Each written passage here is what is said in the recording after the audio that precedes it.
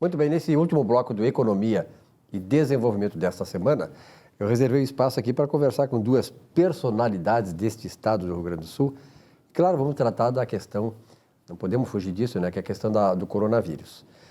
Na verdade, nós estamos numa fase assim, de um lampejo, né, uma luz, né, no final do túnel, que não é um trem que vem em posição contrária, né, graças a Deus, mas alguma coisa que nos aponta para uma inflexão importante, de um distensionamento dessas questões todas que nos levaram a esse confinamento com todas as graves consequências que isso traz para o ser humano, para nós, que é o ser humano, que é um ser por natureza de liberdade. Nós somos um ser de liberdade e não de escravidão. Nós vivemos um período aí de uma certa escravidão, né, que pesava sobre nossas consciências, e isso vai ter o seu preço logo ali adiante.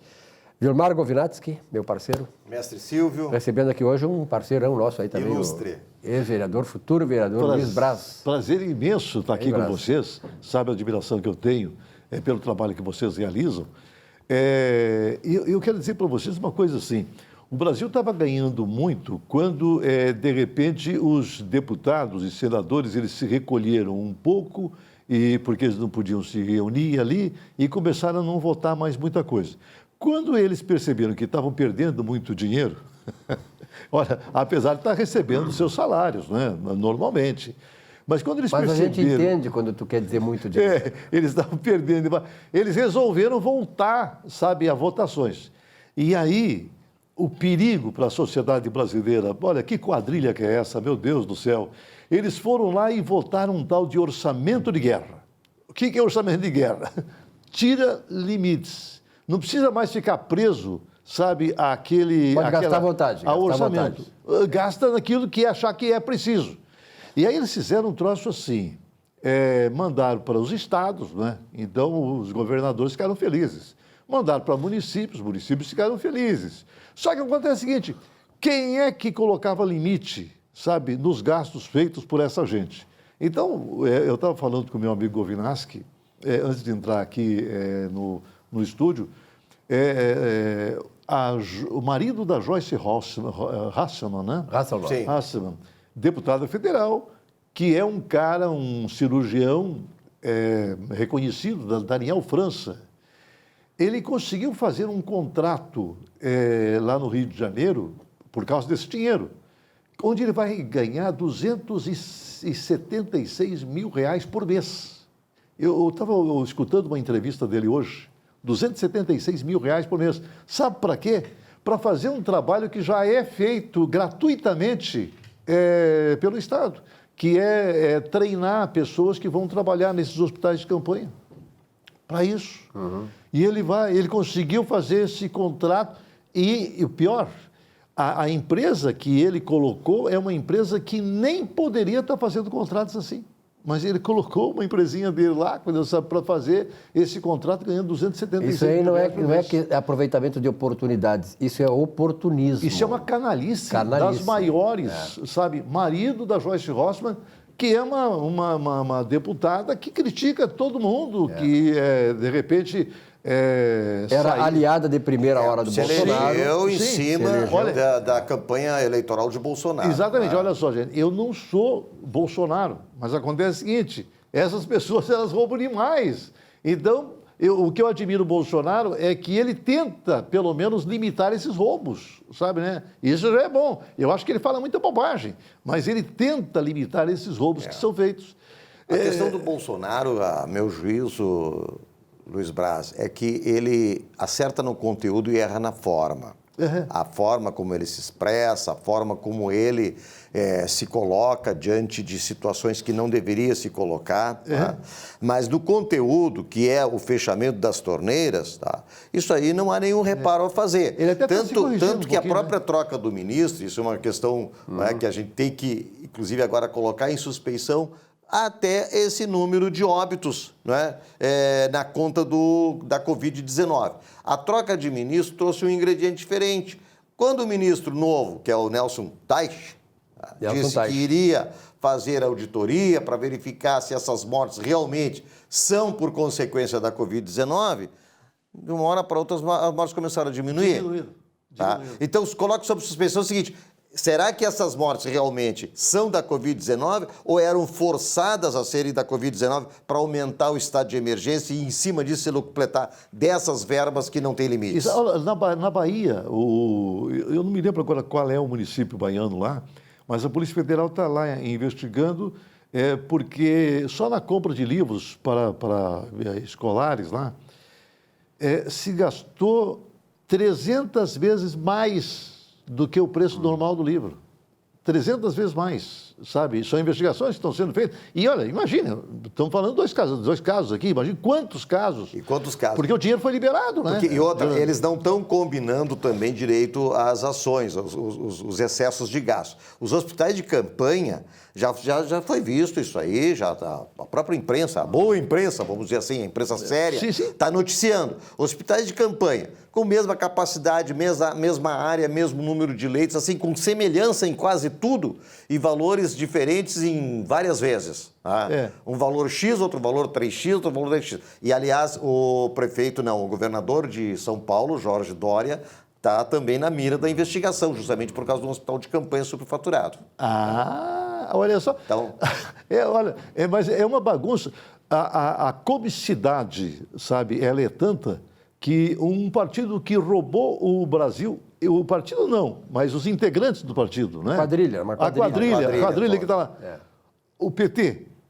Agora vem a público querendo saber se os remédios que são aplicados, sabe, são bons mesmo, mas eles não se preocupam, eles não gostam de trabalhar, sabe, né?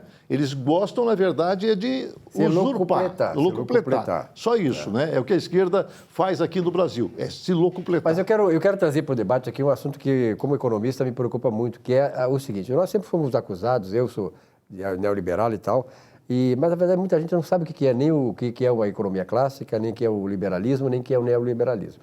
Tanto a economia clássica, os pré-clássicos, os clássicos, os neoliberais e tal, a economia liberal, ela não prescinde do Estado. Pelo contrário, ela quer o Estado forte, onde o Estado tem que ser forte. Ela condena o Estado, aquele que quer fazer tudo. O Estado não pode tudo, porque ele não deve tudo. Então, nesse momento, o Brasil, eu quero ter um debate com vocês, é o seguinte: eu acho que esse é um grande momento de discutir essas questões. O tamanho do Estado na economia. Porque, na verdade, assim, desde lá dos tempos da antiguidade, quando se formaram os primeiros processos de sistematização da economia, a ciência econômica, o grande problema foi da participação do Estado na economia. O tamanho do Estado, o que deve fazer e tal. Bom, modernamente, né, o Estado passou a se agigantar. E no Brasil é um Estado gigante demais para o tamanho da sociedade. Então, eu acho que esse processo da coronavírus está trazendo, assim, desnudadamente, né, essa questão, essa fragilidade do Estado onde ele deveria ser, que era na saúde. Então, eu imagino, Brás e governantes, que nós vamos passar agora a também ter que debater isso aí. O Estado tem que ser forte aonde? Onde é que o Estado não precisa estar? Onde é que temos que fortalecer a iniciativa privada? E onde é que nós temos que fortalecer o Estado, Brás? Sim, olha só, se discutiu muito um determinado tempo aquele tal do Estado mínimo, não é? Isso, Que eu sou partidário do Estado mínimo. O Estado mínimo, mas o Estado máximo onde ele tem que estar. Exatamente. Para ser mais fortalecido. Exatamente. Eu acho que o Estado ele não tem que ser pesado para a sociedade, não é? Olha, nós não temos que ter um Congresso Nacional com 600 cadeiras, cada um desses gabinetes lá custando 200 mil reais por mês, para a sociedade, entendeu? Não é? Cada deputado com 51 assessores. Exatamente. 51 assessores. Não tem que ter isso. Eu acho que não tem que ter uma Câmara de Vereadores para cada município, sabe, não é? Eu acho que podiam ser câmaras regionais, sabe, não é? Para poder, municípios de repente... pequenos, Sim. Com vereadores pagos. Mas eu acho um absurdo isso, sabe? Eu acho o fim do mundo. O Estado, ele tem que ser leve para a sociedade. Ele não pode ser uma coisa pesada para a sociedade. E hoje, infelizmente, ele o é, não é? Você tem razão. Eu acho que o Estado, ele tem que estar intervindo. É claro, o Estado tem que estar na educação? Tem que estar na educação, não é? Tem que estar na defesa, não é? O Exército, é claro, ele não pode ser terceirizado, não é? Ele tem que estar na defesa. Então, eu acho que educação, saúde e defesa, isso é realmente missões do Estado, não é? Não pode ser delegadas para ninguém, não é? Agora, o resto tem que se discutir muito. E bem nessa linha, Luiz Braz, nosso ex-vereador, que conhece muito bem essa situação, não só de legislação, como de fiscalização, porque é a atribuição, não é, as duas atribuições maiores do Legislativo. Sim. E foste vereador quantos anos, Luiz Braz? 30 anos, quer dizer... E parece que... E não, pré-candidato, né? Parece que pré-candidato... E é importante, vou fazer um parênteses, é importante você perceber hoje que o que nós temos que fazer, nós eleitores, saber escolher os políticos. Né? Isso é muito importante. Saber escolher os políticos. Então, aqui, ó, eu estou muito assim, penalizado com as nossas instituições legislativas com a falta de qualidade de seus membros. Então, nós somos responsáveis por isso também, não é mesmo? O eleitor é o maior responsável, justamente a gente se queixa dessa quadrilha, desses malfeitores que estão lá ocupando esses cargos importantíssimos, mas quem é que colocou eles lá? Eles não chegaram se não fossem pelo voto, então eles chegaram pelo voto, nós temos que tomar muito atenção a isso. Mas dessa linha que o vereador colocou, nós temos que insistir muito com o Estado, para o Estado parar de ser o pai de todos, tá? Parar de ser o pai de todos, como todos querem, que o Estado dê tudo e ninguém se preocupe com nada, e exigir do Estado aquilo que é mais básico. Muito bem pontuado. Educação é básico, muito básico. Saúde é extremamente básico. Aliás, a saúde agora deu um exemplo para o mundo todo, por incrível que pareça. Nós tivemos aí uma situação da saúde no Brasil exemplar. Nós não estamos com a carência, claro, em que pese também, graças a Deus, o pequeno número de vítimas do contágio, mas nós estamos preparados se houvesse uma curva com um pico maior. É verdade. Nós temos que... A infraestrutura, o Estado é responsável pela infraestrutura. Como é que vai atrair investimentos, seja de investidores nacionais ou até de investidores internacionais, se não tiver infraestrutura de portos, de aeroportos, de rodovias, de ferrovias, não é? De energia elétrica ou de outras fontes, enfim, isso sim, isso é do Estado. Governador, olha só, com relação às liberações, não é? Aqui em Porto Alegre, o prefeito Marquesan, ele já liberou a construção civil. Já.